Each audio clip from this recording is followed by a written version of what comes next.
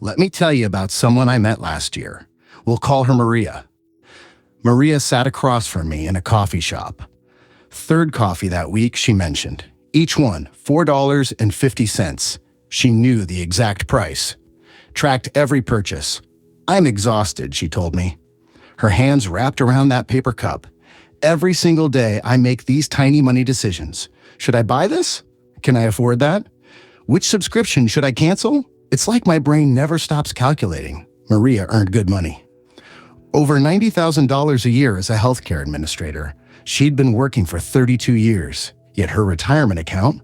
Barely $200,000. Here's what stopped me cold. Maria wasn't lazy. She wasn't irresponsible.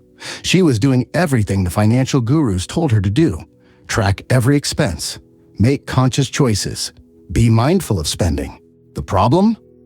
All that decision-making was destroying her ability to make the one decision that actually mattered, saving for retirement. Today, I'm going to show you how making small daily financial decisions drains the mental energy you need for big financial wins. More importantly, I'll give you a simple fix. 1 hour of setup that eliminates this mental drain forever. Every morning starts the same way for most of us. You wake up. Should you make coffee at home or stop at the cafe? That's decision number 1. Breakfast pack, a lunch, or buy it later? Decision number 2, gas station, premium or regular? Decision number 3, we're not even at work yet by lunchtime. You've already made dozens of money choices. Each one feels small, harmless even. $1 here, $5 there. Your brain tells you these micro decisions don't matter. Your brain is lying in 1998. Psychologist Roy Baumeister conducted a landmark study. He brought college students into a lab, made them sit near a plate of fresh chocolate chip cookies, told them they could only eat radishes instead. Seems cruel, right? But here's where it gets interesting. After resisting those cookies, students were given puzzles to solve. Students who'd forced themselves to eat radishes instead of cookies, they gave up on those puzzles 50% faster than students who hadn't needed to resist temptation. Why? Because self-control works like a muscle. Use it too much, it gets tired. Baumeister called this ego depletion. Think of it as your willpower battery draining throughout the day. Every choice you make, every temptation you resist, every decision you deliberate over, it all drains that battery a little more. Later, research found something even more disturbing. Traffic court judges became less likely to dismiss charges as the day wore on. The longer since their last break, the harsher their decisions became. These were trained legal professionals making life-changing decisions, yet their mental fatigue overrode their training. Now here's the terrifying part for people saving for retirement. Those tiny money decisions you're making all day, they're not just annoying, they're actively depleting the mental resources you need to make smart long-term financial decisions. When evening comes and you should be reviewing your retirement contributions or rebalancing your portfolio, your decision-making battery is dead. You default to doing nothing and doing nothing with retirement planning. That's how you end up like Maria. Working for 3 decades with almost nothing to show for it, Richard Thaler won a Nobel Prize for figuring out something remarkable. Something that explains why smart people make terrible money decisions. We don't treat money like money. Thaler called it mental accounting. Here's how it works. You get a $1,000 tax refund. What do you do with it? Most people immediately start planning purchases. New TV, weekend getaway, dinner at that fancy restaurant you've been eyeing. But you'd never spend $1,000 from your regular paycheck that way. Why not? It's the same money, same value, same purchasing power. Yet your brain doesn't see it that way. Your brain creates different mental accounts. There's your regular income account, your fun money account, your unexpected windfall account. Each account has different rules, different permission levels. This is why you'll drive 20 minutes across town to save $5 on a $15 calculator, but won't bother driving the same distance to save $5 on a $125 printer. The math is identical, the savings are identical, but your mental accounting says otherwise. Now apply this to daily spending. You create mental budgets for everything. Coffee money, lunch money, gas money, entertainment money. Every day you're monitoring these little mental accounts, deciding whether you've overspent in one category, whether you can borrow from another. It's exhausting, and worse, it's making you poor. Because while you're busy managing 17 different mental money buckets, you're ignoring the only bucket that matters for retirement, your actual savings account. Thaler found that people treat different money sources with wildly different levels of care. Salary, carefully budgeted. Bonus, often spent frivolously. Tax refund, treated like free money, even though it's literally your own money being returned to you.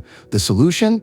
Stop creating mental accounts. Treat all money the same. Automate the important stuff so you stop draining your mental energy on the meaningless stuff. Let me give you some numbers that should terrify you.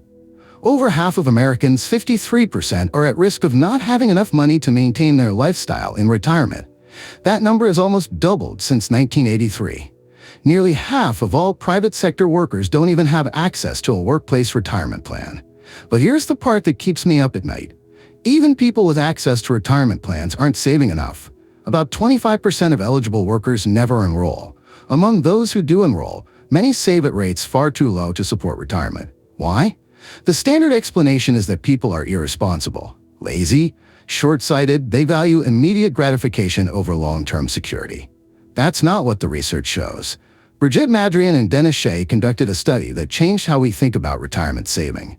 They compared two groups of workers. The first group had traditional retirement plans. You had to actively choose to enroll, fill out forms, select your contribution rate, pick your investments. Participation rate? 45%. The second group had automatic enrollment. They were enrolled by default, same investment options, same contribution rates available. They could opt out anytime they wanted. Participation rate? 86%. Same people, same income levels, same financial sophistication. The only difference, one group had to make a decision. The other group had the decision made for them. This reveals the ugly truth about retirement savings. The problem isn't that people don't want to save. The problem is that every day we're forcing them to make dozens of meaningless financial decisions. By the time they get around to thinking about retirement, they have nothing left. Decision fatigue has stolen their future. Here's what I told Maria.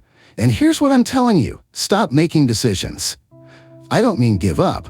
I mean design your financial life so the good decisions happen automatically, while bad decisions require effort. Behavioral economist Shlomo Benartzi figured this out years ago. He created something called Save More Tomorrow. The concept was brilliant in its simplicity. Instead of asking people to save more money right now, ask them to commit to saving more money from future raises. Why does this work? Because our brains are terrible at present decisions, but much better at future commitments.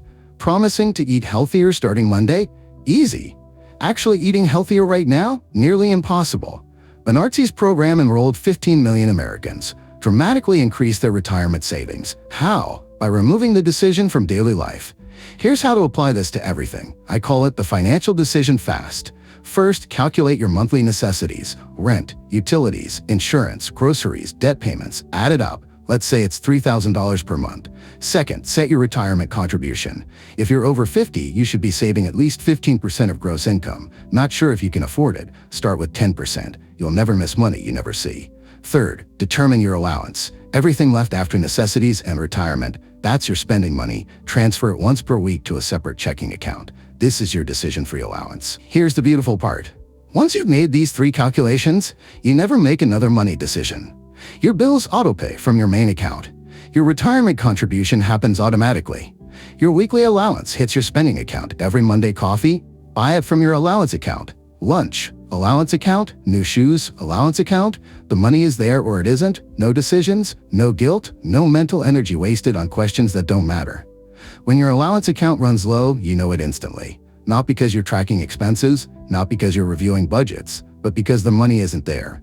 This system flips everything. Instead of forcing yourself to save what's left after spending, you're spending what's left after saving. Instead of making dozens of daily money decisions, you make 3 decisions once. Instead of relying on willpower and discipline every single day, you rely on them for 1 hour, then never again. The genius is in what it removes. No more agonizing over whether you can afford that coffee, no more guilt about small purchases, no more mental energy wasted on financial decisions that don't move the needle. All that energy, it's now available for the big decisions. Changing careers, negotiating raises, planning major life transitions, the stuff that actually builds wealth. I promised you a 1-hour fix. Here it is. Grab a notebook, pull up your last 3 months of bank statements, set a timer for 60 minutes. Step 1, 15 minutes, list every recurring bill, every subscription, every automatic payment, add them up. This is your monthly base cost. Don't worry about variable expenses yet, just the stuff that hits your account every single month without fail. Mortgage, car payment, phone bill, internet, streaming services, insurance premiums, gym membership, total it up, write that number at the top of your page. Step 2, 15 minutes, call your bank. Most banks now offer free checking accounts with no minimum balance.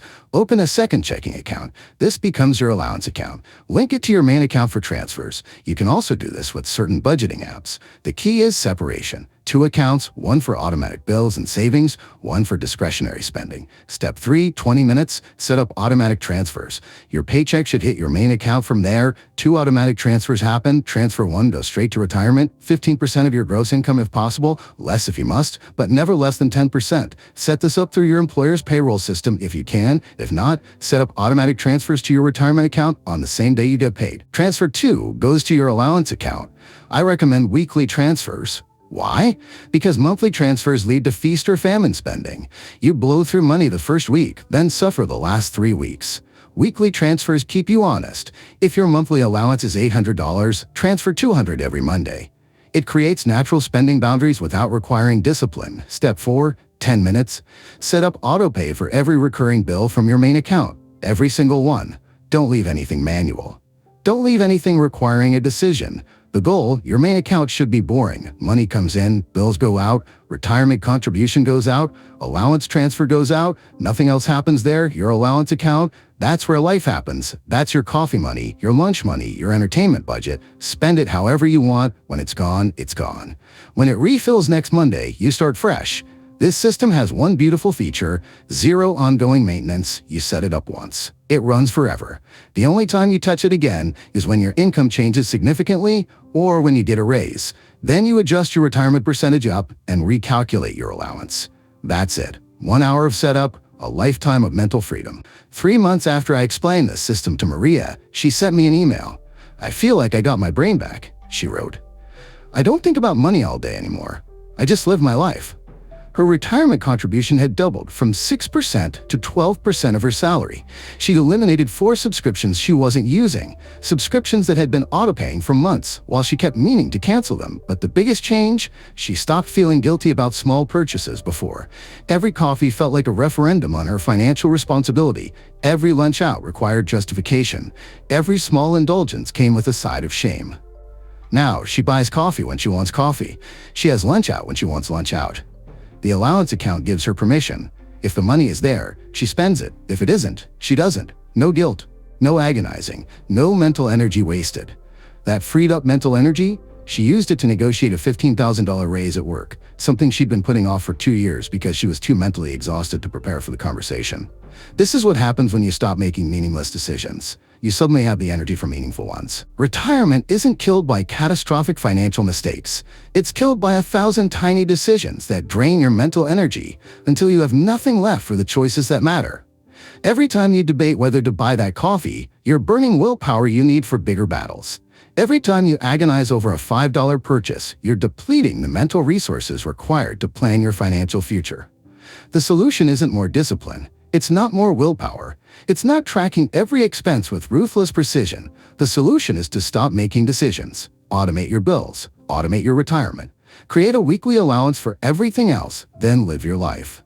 1 hour of setup eliminates a lifetime of mental drain. That's not magic. That's not a gimmick. That's behavioral science applied to your bank account. Your retirement doesn't need perfect discipline. It needs a system that removes the need for discipline entirely. Set it up. Set it up this week. Set it up today. Your future self will thank you, and your present self. You'll finally be able to buy that coffee without feeling like you're stealing from your retirement.